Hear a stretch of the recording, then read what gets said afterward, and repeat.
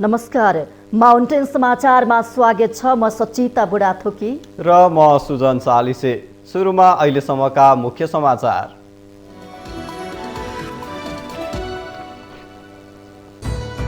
स्थानीय तह निर्वाचनका लागि मौन अवधि सुरु। कुनै प्रकारका छलफल, अन्तर्क्रिया, सभा, सम्मेलन, कार्यशाला, गोष्ठी, उम्मेदवारको पक्ष विपक्षमा सन्देश प्रवाह गर्न रोक।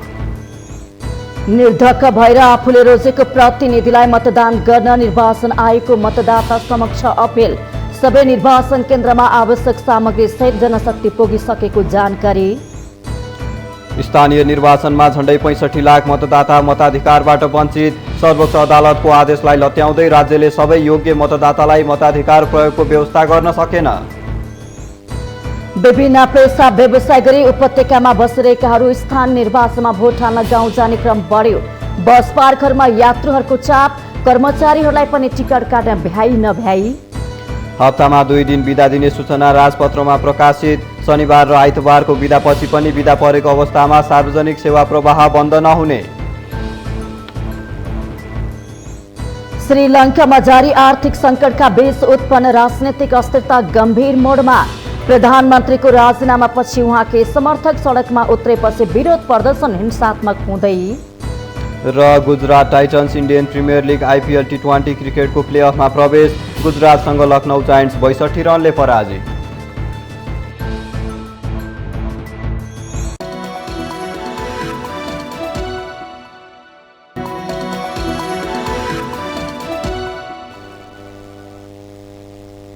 अब समाचार विस्तारमा। स्थानीय तह निर्वाचनको मौन अवधि सुरु भएको छ।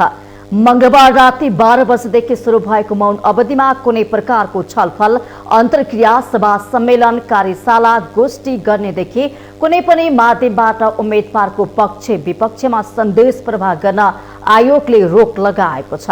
मतदानको दिन वैशाख 23 गते मध्यरातसम्म लागू हुने मौन अवधिका लागि जारी गरेका निर्देशन पालना नभए कारबाही गर्न प्रमुख जिल्ला अधिकारीहरूलाई अधिकार प्रत्यायोजन गरिएको समेत आयोगले जनाएको छ। स्थानीय तह निर्वाचनको मौन अवधि मंगलबार मध्यरातीबाट सुरु हुँदैछ। मंगलबार मध्यराती 12 बजेदेखि मतदानको दिन वैशाख 30 गते मध्यरातसम्मको समयलाई मौन अवधि मानिएको छ। यस अवधिमा निर्वाचनलाई प्रभावित पार्ने कुनै पनि कार्यमा संलग्न नहुन निर्वाचन आयोगले सबैलाई आग्रह गरेको छ। मौन अवधि सुरु भएपछि कुनै पनि दल, उम्मेदवार भएका व्यक्ति, नागरिक समाज, मतदाता तथा सञ्चार माध्यमहरूले समेत चुनाव प्रचार प्रसार गर्ने लगायत कुनै पनि प्रकारका छलफल, अन्तर्क्रिया, सभा, सम्मेलन, कार्यशाला, गोष्ठी आदि गर्न नपाउने निर्वाचन आयोगले जनाएको छ। एसएमएस, फेसबुक, भाइबर जस्ता विद्युतीय माध्यम प्रयोग गरेर मत माग्न र निर्वाचन प्रचार गर्न समेत रोक लगाएको आयोगले सामाजिक सञ्जालहरूबाट गरिएका प्रचार सामग्री हटाउन पनि राजनैतिक दलहरूलाई निर्देशन दिएको छ। निर्वाचन सामग्री हटाए नहटाएको तथा नयाँ प्रचार सामग्री राखे नराखेको सम्बन्धमा निगरानी गर्ने जिम्मेवारी प्रहरी र सेनाको साइबर ब्युरोलाई दिइएको छ। आयोगले उम्मेदवार वा राजनैतिक दलको निर्वाचन चिन्ह अंकित पहिरन टोपी, स्टिकर, लोगो, झोला लगाए सांकेतिक सामग्रीको प्रयोग वा प्रदर्शनमा पनि रोक लगाएको छ। निर्वाचन आयोगका अनुसार मौन अवधि सुरु हुनुभन्दा अगाडि मतदान केन्द्रको 300 मिटर वरपर राखिएका आफ्ना निर्वाचन चिन्ह तथा प्रचार प्रसारका सामग्री हटाउनु पर्नेछ। मौन अवधिमा सञ्चार माध्यमहरूले पनि उम्मेदवार वा राजनैतिक दलको प्रचार प्रसार हुने गरी कुनै समाचार वा सूचना प्रकाशन प्रसारण गर्न पाउने छैनन्। मौन अवधिका लागि जारी गरिएका निर्देशन पालना भए नभएको निगरानी, नियमन र अनुगमन गर्न र आवश्यक परे उल्लङ्घनकर्तामाथि कारबाही गर्न सबै प्रमुख जिल्ला अधिकारीलाई विशेष परिपत्र मार्फत अधिकार प्रत्यायोजन गरिएको आयोगले जनाएको छ।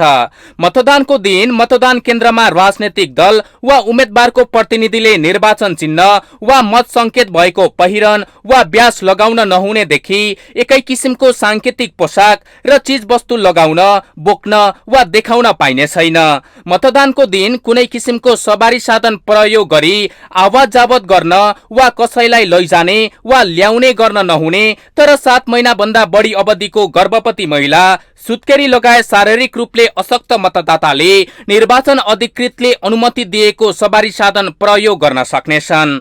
मतदातालाई मतदान गर्न जान वा मतदान गर्नबाट वञ्चित गराउने अभिप्रायले झुटा अफवाह, भ्रामक समाचार फैलाउन वा कुनै अवरोध गर्ने काम गर्न वा गराउन नहुने आयोगले जनाएको छ। माउन्टेन टेलिभिजन एसटीका लागि नफराज पौडेलको रिपोर्ट।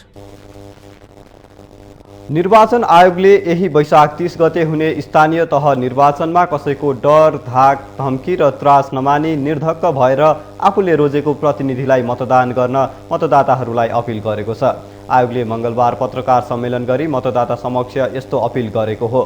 पत्रकार सम्मेलनमा निर्वाचन आयोग नेपालका प्रवक्ता शालिग्राम शर्मा पौडेलले आसन्न निर्वाचनमा विभिन्न राजनीतिक दलका 355 जना विभिन्न पदाधिकारीहरू निर्विरोध निर्वाचित भइसकेको जानकारी गराउनु भएको छ। निर्विरोध हुने मध्ये 6 वटा वडा अध्यक्ष सहित 35 जना स्वतन्त्र सदस्यहरू समेत रहेको उहाँले बताउनुभयो। उहाँले यस निर्वाचनमा 10,756 मतदान स्थलका 21,955 मतदान केन्द्रबाट 1,77,33,723 मतदाताले झण्डै 35,000 प्रतिनिधि छनौट गर्न मतदान गर्ने जानकारी दिनुभयो। अधिकारीहरू निर्विरोध निर्वाचित भइसकेका छन् भने 6 वडा अध्यक्ष सहित 35 जना स्वतन्त्र सदस्यहरू समेत निर्विरोध निर्वाचित भएका छन्। यो निर्वाचनमा 10,756 मतदान स्थलका 21,955 मतदान केन्द्रबाट 1,77,33,723 मतदाताले जम्मा 35,221 जना मध्ये निर्विरोध निर्वाचित भएका बाहेकका पदमा प्रतिनिधि छनौट गर्नका लागि मतदान गर्दैछन्। प्रवक्ता पौडेलले मतदान केन्द्रमा आवश्यक निर्वाचन सामग्री सहित 1,09,088 जना कर्मचारी र 65,865 जना स्वयंसेवकहरू आफ्नो मतदान केन्द्रमा पुगिसकेको जानकारी पनि दिनुभएको छ। निर्वाचनमा 65 वटा राजनीतिक दलहरू चुनावी प्रतिस्पर्धामा रहेको जानकारी दिँदै उहाँले 1,45,011 जना चुनावी प्रतिस्पर्धामा रहेको बताउनुभयो। त्यस्तै निर्वाचनमा मतदाताले शान्तिपूर्ण वातावरणमा निर्वाध रूपले मतदान गर्ने अधिकारको सुनिश्चितताका लागि शान्ति सुरक्षाको कडा व्यवस्था मिलाउन नेपाल सरकार लगायत सम्बन्धित स्थानीय प्रशासनलाई आवश्यक निर्देशन दिइसकिएको र सो बमोजिम निर्वाचन सुरक्षा व्यवस्थालाई प्रभावकारी बनाइएको जानकारी गराउनु भएको छ।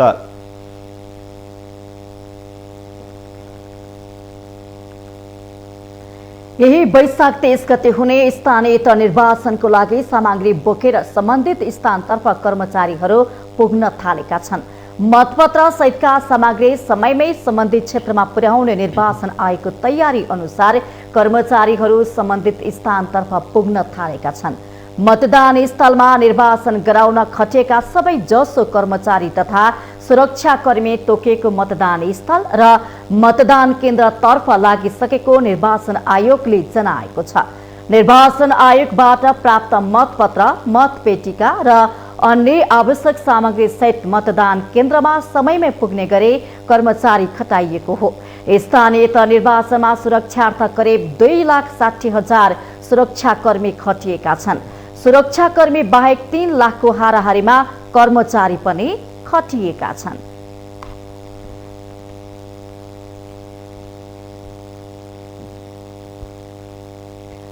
माउन्टेन समाचारमा पालो भएको छ विश्रामको।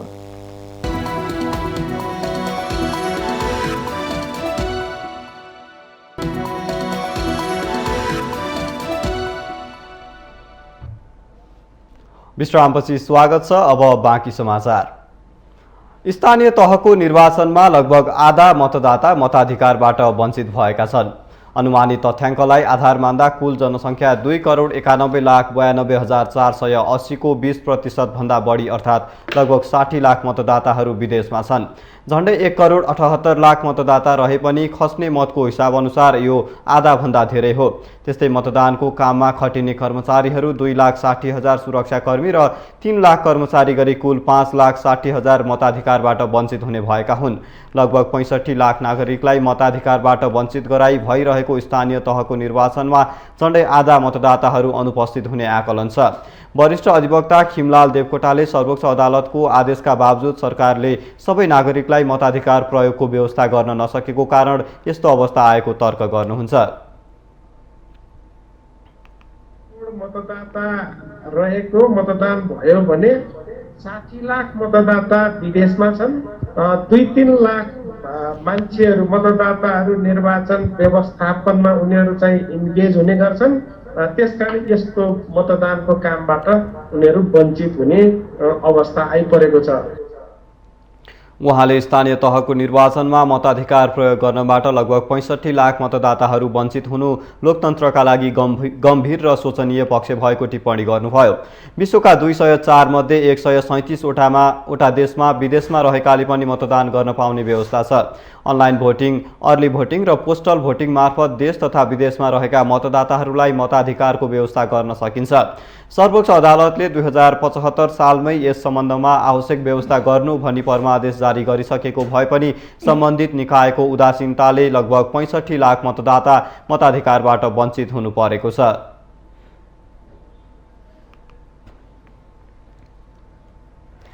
सरकारले स्थानीय तहको निर्वाचनमा आम नागरिकहरूको भूमिका महत्त्वपूर्ण हुने भएकाले भयरहित रूपमा मतदान गर्न आग्रह गरेको छ। आसन वैशाख 23 गते हुने स्थानीय निर्वाचनको लागि सरकारी स्तरबाट विभिन्न स्रोत साधनहरू परिचालित भइसकेको र स्वयं मतदाताहरूको भूमिका पनि महत्त्वपूर्ण हुने भएकोले संयमित भएर मतदान गर्न आग्रह गरेको छ। सरकारले एकीकृत सुरक्षा योजना अन्तर्गत सरकारले नेपाली सेना, नेपाल प्रहरी, सशस्त्र प्रहरी बल र राष्ट्रिय अनुसन्धान विभागलाई निर्वाचनमा केन्द्रित गरेर सुरक्षा व्यवस्थापन गर्न निर्देशन दिइसकेको जनाएको छ। गृह मन्त्रालयका प्रवक्ता फणीन्द्र मणि पोखरेलले एकीकृत सुरक्षा योजना अन्तर्गत प्रत्येक जिल्लामा सुरक्षा योजना बनाएर त्यसै योजना अनुसार सम्पूर्ण सुरक्षा परिचालित भएको पनि बताउनु भएको छ। उहाँले स्थानीय निकायको निर्वाचनको लागि राज्यले चुस्त दुरुस्त सुरक्षा व्यवस्थापन गरेको पनि बताउनु भएको हो। अहिले राज्य नै निर्वाचनमय भएकोले चुनाव शान्तिपूर्ण हुने प्रवक्ता पोखरेलको विश्वास छ। सम्पूर्ण सुरक्षा परिचालित भएको अवस्था छ। त्यसकारणले गर्दाखेरि एउटा राज्यले चुस्त दुरुस्त सुरक्षा व्यवस्थापन गरिराखेको अवस्था छ एकातिर भने, अर्कातिर सबै राजनीतिक दलहरू निर्वाचनमा होमिनु भएको अवस्था छ। उहाँहरूले पनि सुरक्षा व्यवस्थापनमा चासो राखेर सुरक्षा व्यवस्थापन गर्नुपर्छ भनेर उहाँहरू पनि लाग्नु भएको छ।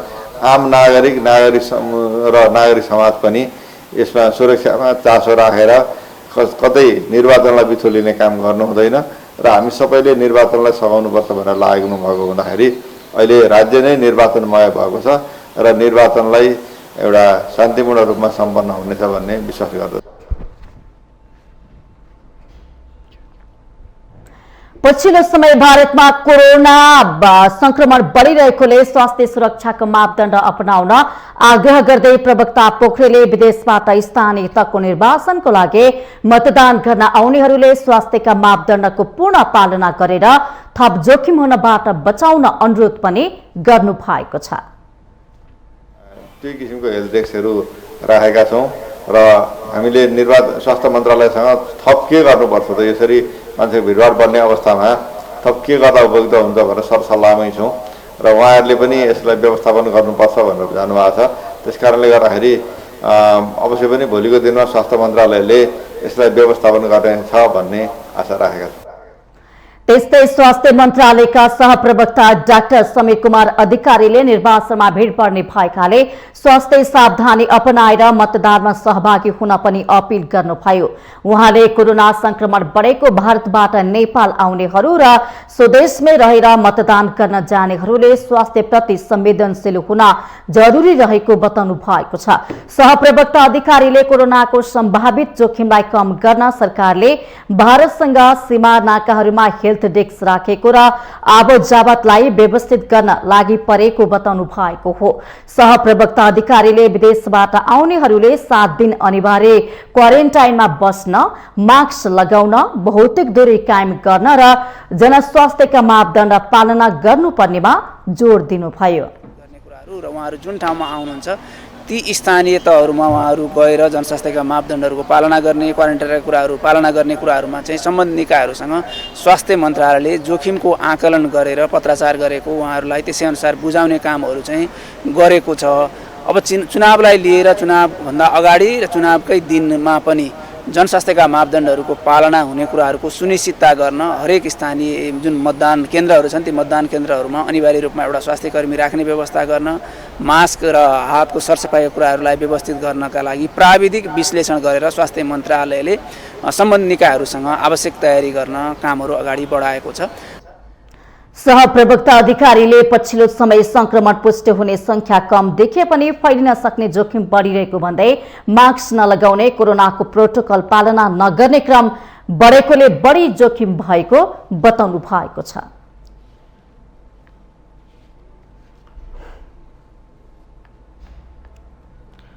पूर्व प्रधान न्यायाधीश कल्याण श्रेष्ठले राजनीतिक दलका शीर्ष नेताहरूले स्थानीय तहको निर्वाचनमा थिचोमिचो गर्ने शैलीमा वाकयुद्ध गरेको आरोप लगाउनु भएको छ।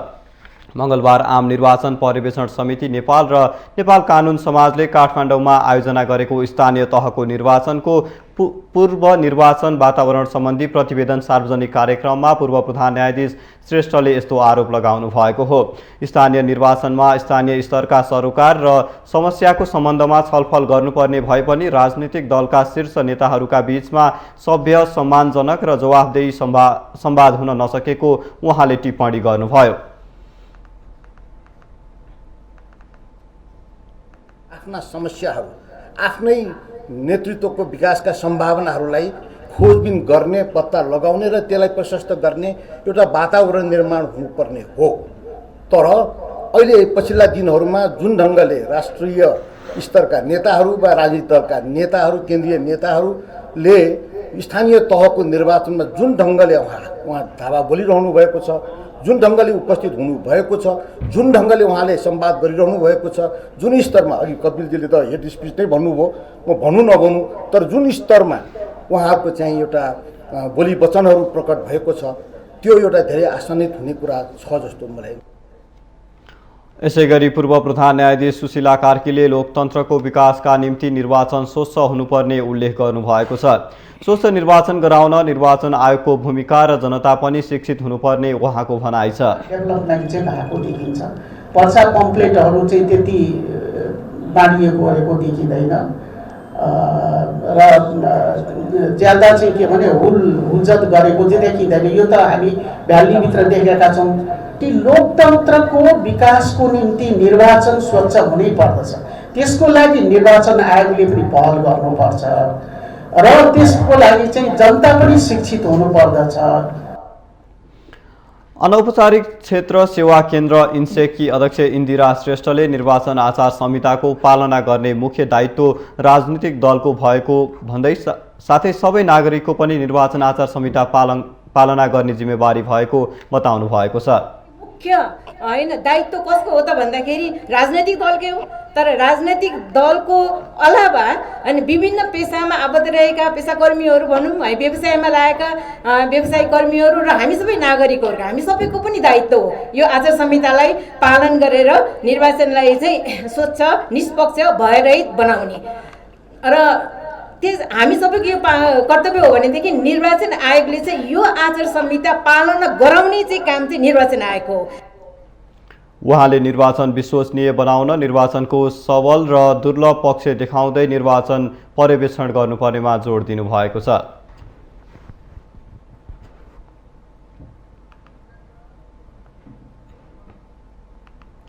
स्थानीय तहको निर्वाचनमा मतदान गर्न उपत्यका छाडेर आफ्नो जिल्ला जाने व्यक्तिहरूको घुइँचो लागेको छ। काठमाडौँको गङ्गोबु स्थित नयाँ बस पार्कका कर्मचारीहरूलाई टिकट काट्न भ्याइ नभ्याइ भएको छ भने यात्रुहरू पनि मतदान दिनको लागि गाउँ जान पाउँदा उत्साहित देखिन्छन्। यति बेला काठमाडौँका बस पार्कहरूमा राजधानी छाडेर आफ्नो गृह जिल्ला जाने यात्रुहरूको बिहानैदेखि भीड़ लाग्न थालेको छ। वैशाख 30 गते हुने स्थानीय तहको निर्वाचनको मतदानका लागि गाउँघर जानेको संख्या बढेको हो। बस पार्कहरूमा यात्रुहरूको चाप त बढेको छ नै, त्यहाँका कर्मचारीहरूलाई पनि टिकट काट्न उत्तिकै सकस परेको देखिन्छ। बस पार्कका कर्मचारीहरूका अनुसार अन्य समयभन्दा निर्वाचनका बेला उपत्यका छाड्ने यात्रुहरू बढेका छन्। बाहिर जानेको संख्या एकदम चाप बढिरहेछ। अब यो चाप बढ्नुको कारण चाहिँ अर्को पनि कारण हो। यो पार्टीगत हिसाबले जस्तो पुलिसहरूले पनि तपाईँ गाडीहरू अत्याधिक गाडी रिजर्भ लगिरहेछ। त्यो वर्णन जस्तो हिजो कुनै पनि रुटमा कुद्ने 20वटा गाडी कुद्ने ठाउँमा रिजर्भहरू यताउता पार्टीले बोलाएर घरघरमा लगेको हिसाबले 10वटा गाडी भएपछि अटोमेटिक चाप तपाईँको बढे जस्तो पनि देखिन्छ। नर्मली एउटा गाडीमा 40वटा सिट हुन्छ, त्यो गाडीले 45वटा भन्दा बेसी मान्छे लगेको भइरहेछ। अब यहाँ यात्रुहरू आउने सिटहरू माग्नुहुन्छ, सिटहरू हुँदैन गाडीमा, अब यस्तो किसिम भइरहेछ। अब सरकारले चाहिँ अब तपाईँको अस्तिको दिनदेखि 27 गते राति 12 बजेदेखि चाहिँ अब गाडीहरू चाहिँ नचल्ने भन्ने कुराहरू गरिएको छ। त्यसले गर्दा चाहिँ अलिकति यात्रुहरूमा अलिक छटपट, अब सिटहरू नपाउने, गाडी नपाउने भन्ने स्थितिहरू चाहिँ भएको छ। त्यसो त केही मतदातालाई सम्बन्धित दल र उम्मेद्वारले गाडी नै पठाएका छन्, केही भने मताधिकारको प्रयोग गर्नकै लागि सार्वजनिक सवारीमा गाउँ जान लागेका छन्। आफ्नो मताधिकारको प्रयोग गर्न होस् वा आफूले आस्था राखेको दलका उम्मेद्वारलाई जिताउन उद्देश्यको अन्तर्य जे भए पनि मतदान गर्ने दिन संघारमै आउँदा गाउँ जानेहरूको भीड़ लागेको हो। घर जानेहरूको यो लर्कोले पक्कै पनि मतदाताहरूको मनमा निर्वाचन प्रतिको उत्साहलाई देखाउँछ। केही मतदाताहरू निर्वाचन आफ्ना लागि दशैं तिहार जस्तै ठूलो पर्व भएको बताउँछन् भने केहीले अबको निर्वाचन जित्ने जनप्रतिनिधिले केही गर्लान् कि भन्नेमा आशावादी देखिन्छन्। अब उत्साह पनि छ, अब अलिकति अहिलेको लागि उत्साह नै छ भनौँ न। एउटा किनभने एउटा मताधिकार प्रयोग गर्ने एउटा एकदमै उत्साह छ। हेर्नु, यो त हाम्रो लागि, यो नेपालीको लागि यो चाडपर्व जस्तै, चाडपर्व भन्दा पनि यो चाहिँ ठुलो जस्तो लाग्छ मलाई त। निर्वाचनमा यस्तो हो, अब प्रतिनिधिहरू छान्न त उत्साहित त भइहाल्छ नै होइन, तर भए पनि विगतका यिनले गरेका क्रियाकलापहरू हेर्दा जनप्रतिनिधिहरूले जनतालाई दिएको धोकाहरू हेर्दाखेरि खासै उत्साहित छैन। म एउटा मतदाता भएको नाताले मात्रै जाँदैछु कि अब म नयाँ प्रतिनिधिहरू चुनेर केही हुन्छ कि। रोजगार, शिक्षा लगायतका कारणले उपत्यकामा बसोबास गर्दै आइरहेका नागरिकहरूका लागि मताधिकारको प्रयोग गर्ने सँगसँगै घर जान पाउने यो राम्रो अवसर पनि हो। मतदाताहरूले दिएको एक मतको पनि निर्वाचनमा निकै ठूलो महत्त्व हुने हुँदा अब जो जनप्रतिनिधिले विजय हासिल गरे पनि जनताका लागि सोचेमा पक्कै पनि मुलुकमा सुशासन, समृद्धि र विकास आउनेमा दुई मत छैन। माउन्टेन टेलिभिजन एचडीका लागि निखिल कपालीका साथ बिन्दु अधिकारीको रिपोर्ट। स्थानीय तहको निर्वाचन यति बेला नयाँ बस पार्कमा उपत्यका छाडेर आफ्नो गाउँघर जाने यात्रुहरूको चाप बढेको छ। माउन्टेन टेलिभिजन एचडीका लागि क्यामेरामा निखिल कपालीका साथ बिन्दु अधिकारी, नयाँ बस पार्क, काठमाडौँ। माउन्टेन समाचारमा पालो भएको छ विश्रामको।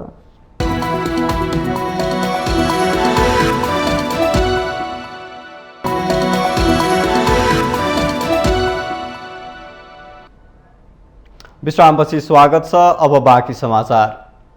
दाङमा मुक्त कमैया र सुकुम्बासी समस्या समाधान अनिश्चित बनेको छ।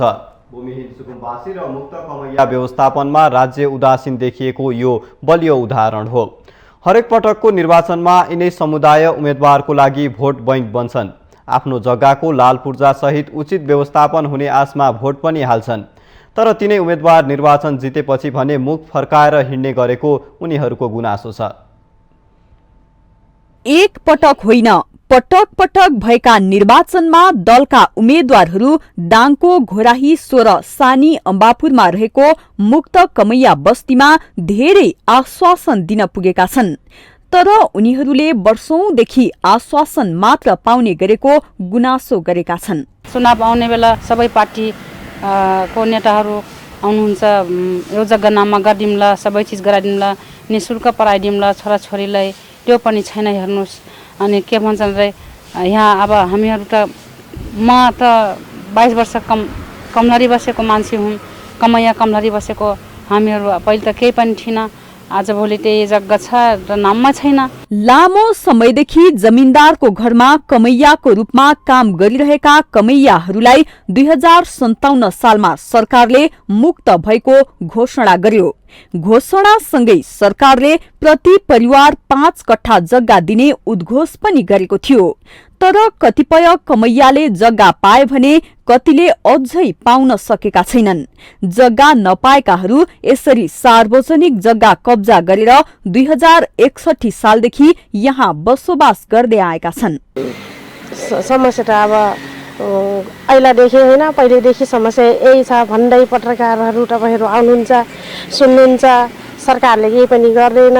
अब यही त हो नि, माग्ने बेला जग्गा दर्ता हामीले जितेर गएपछि तपाईँहरूको काम पुरा गरिदिन्छौँ, जग्गा दर्ता गरिदिन्छौँ, सबै गर्नुहुन्छ। तर जितिसकेपछि कता जानुहुन्छ कता जानुहुन्छ हामी केही पनि देख्दैनौँ। उनीहरू अहिले जिल्ला प्रशासन कार्यालयको जग्गामा बस्दै आएका छन्।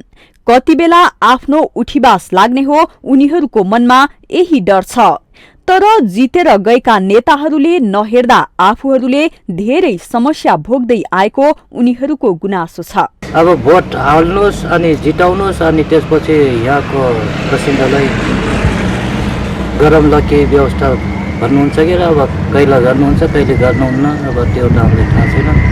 2074 सालको निर्वाचनमा पनि उम्मेद्वारहरूले मुक्त कमैया सुकुम्बासीको समस्या समाधान गर्ने भन्दै भोट मागेका थिए। अहिले पनि उम्मेद्वारहरूले त्यही समस्या समाधान गर्ने आश्वासन दिँदै भोट मागिरहेका छन्। र यहाँसम्म उहाँहरू निराश भएको अवस्था हामीले पायौँ कि हामी भोट गर्ने कि नगर्ने भन्ने ठाउँमा दुविधामा पुगेका छौँ भन्ने कुरा राख्नुभएको थियो। र हामीले अघिल्लो सरकारले जे गरे नगरेको जेसुकै भए पनि हाम्रो सरकारले तपाईँहरूको उचित व्यवस्थापन र उचित अब सबै प्रबन्ध गर्छ। त्यस कारणले गर्दा यो स्थानीय सरकार निर्माण गर्ने प्रक्रियामा यहाँहरूले हामीलाई भोट गरेर विजय बनाउनुहोस्। हरेक पटकको निर्वाचनमा जग्गा प्राप्तिको आश्वासन पाएका मुक्त कमैया बस्तीका नागरिकहरूलाई जग्गा पाउने आशा भने अझै मरेको छैन। एक न एक दिन कुनै न कुनै नेताले त आफ्नो गुनासो सुन्ला र आफ्नै जग्गामा घर बनाएर बस्न पाइएला भन्नेमा उनीहरू आशावादी छन्। माउन्टेन टेलिभिजन एचडीका लागि दाङ सहकर्मी विकास डाँगीको रिपोर्ट। वैशाख 30 गते हुने स्थानीय तहको निर्वाचनको लागि मंगलबारदेखि भारत र चीनसँग जोडेका सीमा नाका बन्द भएका छन्। भारत र चीनसँग सीमा जोडेका जिल्लाका जिल्ला प्रशासन कार्यालयहरूले सूचना जारी गर्दै 72 घण्टाको लागि नाका बन्द गर्ने नडाइया बमोजिम नाकाहरू बन्द गरिएका हुन्। बाँके, बर्दिया, मोरङ, सुनसरी, झापा, सप्तरी, रूपन्देही, कञ्चनपुर लगायतका भारतसँग जोडेका सीमा नाका मौन अवधिभर अर्थात् 72 घण्टाको लागि नाका बन्द गरिएको छ। यस्तै उत्तरी नाका चीनको स्वशासित क्षेत्र तिब्बतसँग जोडेका जिल्लाको आवत पनि 72 घण्टाको लागि बन्द भएको छ। आगामी शुक्रबार हुने स्थानीय तहको निर्वाचनलाई स्वच्छ, निष्पक्ष, शान्तिपूर्ण र भयरहित बनाउनको लागि मंगलबार राति 12 बजेदेखि वैशाख 30 गते राति 12 बजेसम्मको लागि सीमा नाका बन्द भएको सम्बन्धित जिल्ला प्रशासन कार्यालयहरूले जनाएका छन्। दुई पक्षीय बैठकले खुला सीमाको कारण निर्वाचनको बेला सुरक्षा चुनौती बन्न सक्ने भएकाले निर्वाचन अघि 72 घण्टासम्म सीमा नाका बन्द गर्ने निर्णय गरिएको हो। साथै दुई पक्षीय बैठकले निर्वाचनको 24 घण्टा अघि दुई देशका सीमा क्षेत्रमा मदिराको बिक्री, वितरण र सेवनमा रोक लगाउने निर्णय पनि गरेको छ।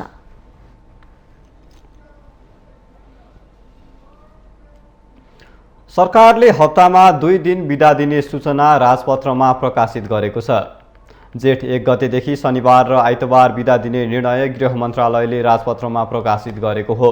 वैशाख 13 गते बसेको मन्त्री परिषदले हप्तामा 2 दिन बिदा दिने निर्णय र राजपत्रमा प्रकाशित भएको जनाएको छ। परीक्षणका लागि हप्तामा 2 दिन बिदा दिने निर्णय गरेको सरकारले कार्यालय समय भने बढाएको छ।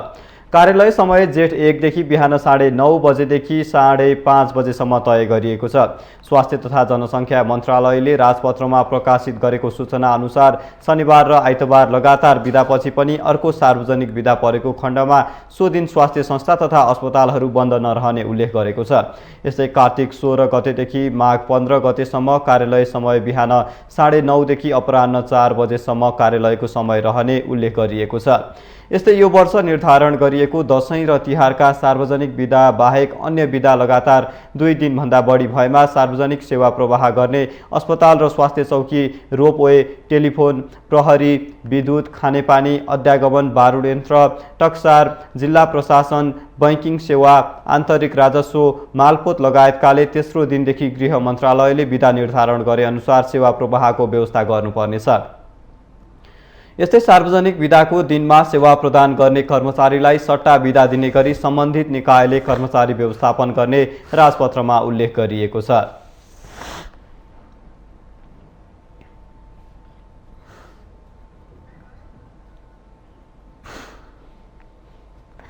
प्रधान सेनापति प्रभुराम शर्माले सफा हिमाल अभियान 2022 अन्तर्गत हिमाल सफाईमा खटिएकाहरूलाई तोकेको जिम्मेवारी समयमै सम्पन्न गर्न निर्देशन दिनुभएको छ। प्रधान सेनापति शर्माले जैविक विविधता तथा पर्यावरण संरक्षण गर्न नेपाली सेनाको अगुवाईमा गत चैत्र 22 गतेबाट सुरु भएको सफा हिमाल अभियान 2022 अन्तर्गत सगरमाथा, लोसे, कञ्चनजङ्घा र मनास्लो हिमाल सफाईमा खटिएकाहरूलाई यस्तो निर्देशन दिनुभएको हो। शर्माले भिडियो सञ्चार मार्फत सफाई टोलीका नायकहरूलाई निर्देशन दिँदै हालसम्म भएका कार्य प्रगति विवरणका बारेमा जानकारी लिनु भएको नेपाली सेनाले जनाएको छ। सफा हिमाल अभियान 2022 मा खटिएका नेपाली सेना तथा सेवा प्रदायका टोलीहरूले हालसम्म सगरमाथा, लोसे, कञ्चनजङ्घा र मनास्लो गरी 4वटा हिमालहरूबाट फोहोर संकलन गरेको बेहोरा समेत जानकारी गराइएको छ। अहिलेसम्म सगरमाथा र लोहसे हिमालबाट 6365 केजी, कञ्चनजङ्घाबाट 6612 केजी तथा मनास्लोबाट 4023 केजी गरी कुल 17000 केजी फोहोर संकलन गरिएको नेपाली सेनाले जानकारी दिएको छ।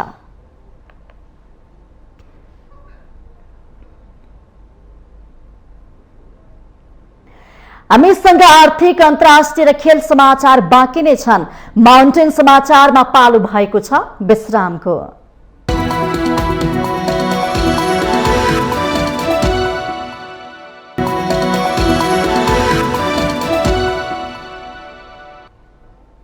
विश्रामपछि स्वागत छ। अब पालो आर्थिक समाचारको।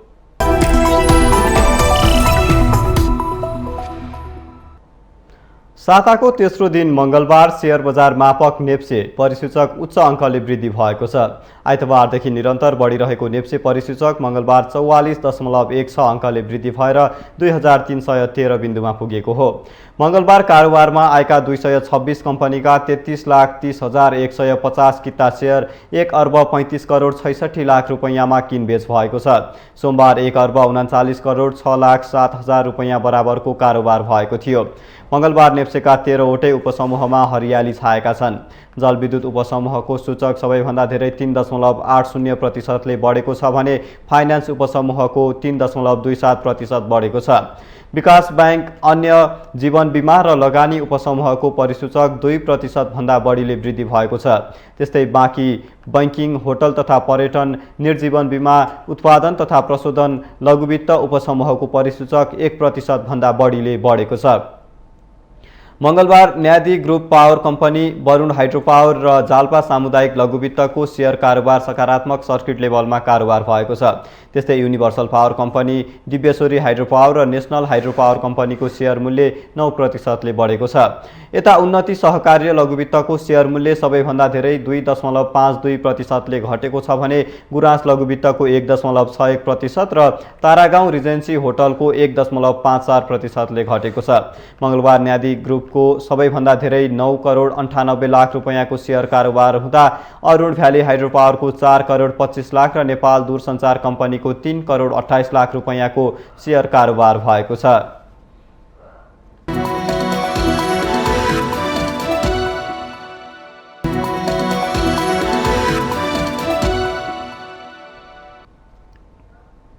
विश्रामपछि स्वागत छ। हामी माउन्टेन समाचारको अन्त्यमा आइपुगेका छौं। जाँदा जाँदै मुख्य समाचार पुनः एकपटक।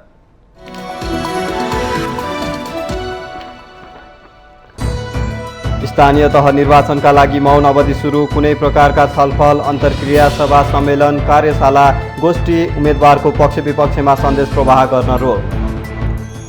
निर्धक्क भएर आफूले रोजेको प्रतिनिधिलाई मतदान गर्न निर्वाचन आयोगको मतदाता समक्ष अपिल। सबै निर्वाचन केन्द्रमा आवश्यक सामग्री सहित जनशक्ति पुगिसकेको जानकारी। स्थानीय निर्वाचनमा झण्डै 65 लाख मतदाता मताधिकारबाट वञ्चित। सर्वोच्च अदालतको आदेशलाई लत्याउँदै राज्यले सबै योग्य मतदातालाई मताधिकार प्रयोगको व्यवस्था गर्न सकेन। विभिन्न पेसा व्यवसाय गरी उपत्यकामा बसिरहेकाहरू स्थानीय निर्वाचनमा भोट हाल्न गाउँ जाने क्रम बढ्यो। बस पार्करमा यात्रीहरूको चाप, कर्मचारीहरूलाई पनि टिकट काट्न भ्याई नभ्याई।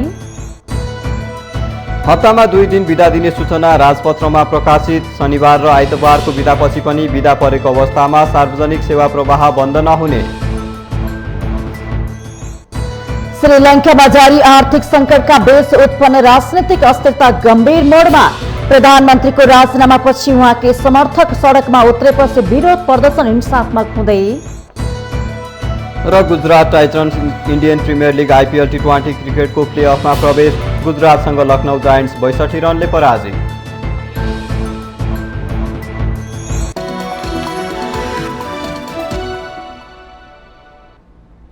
माउन्टेन समाचार अहिलेलाई सकियो। सत्य, तथ्य र निष्पक्ष समाचारको लागि माउन्टेन टेलिभिजन HD हेर्दै रहनुहोला। नमस्कार।